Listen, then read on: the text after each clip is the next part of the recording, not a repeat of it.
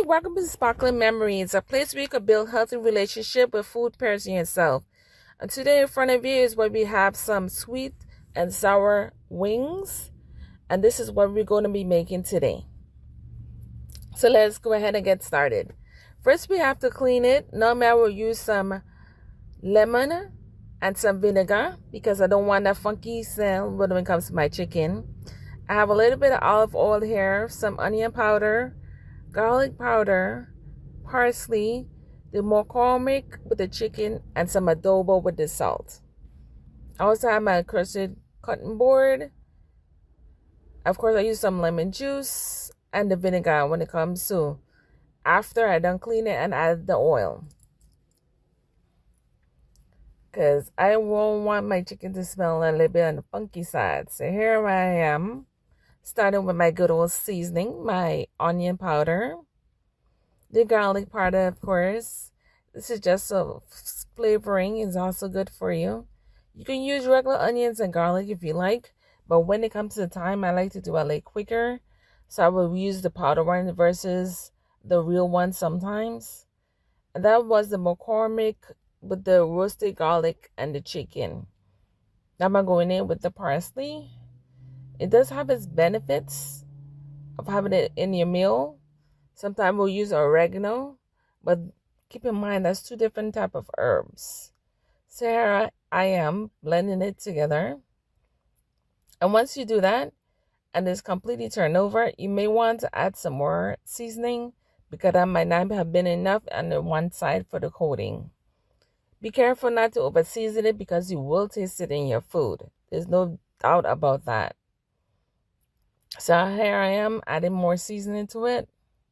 Not too heavy, but just enough that the flavoring can go into it. I'm going in here with some cornstarch and my gold medal all-purpose flour.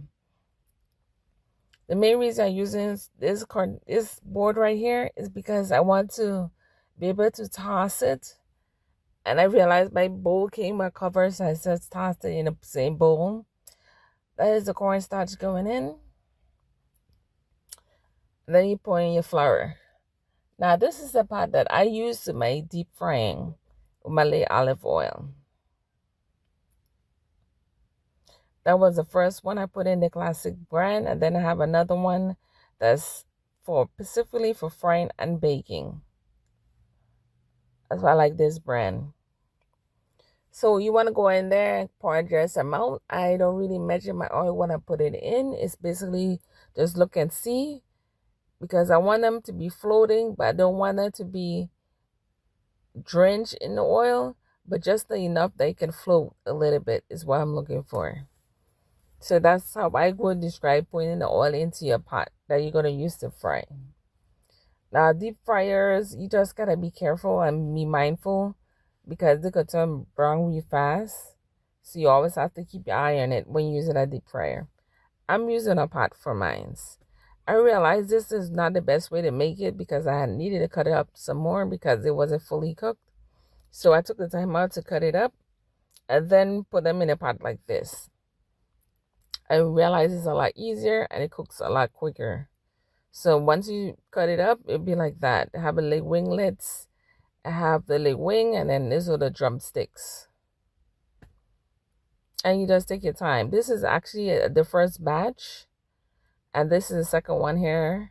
See, it has more of a golden brown color. That is what you want to look for when you're making your wings. You pull out your favorite sauce, you toss it, and then you are good to go. Do not put it in the oven because it's going to be too much.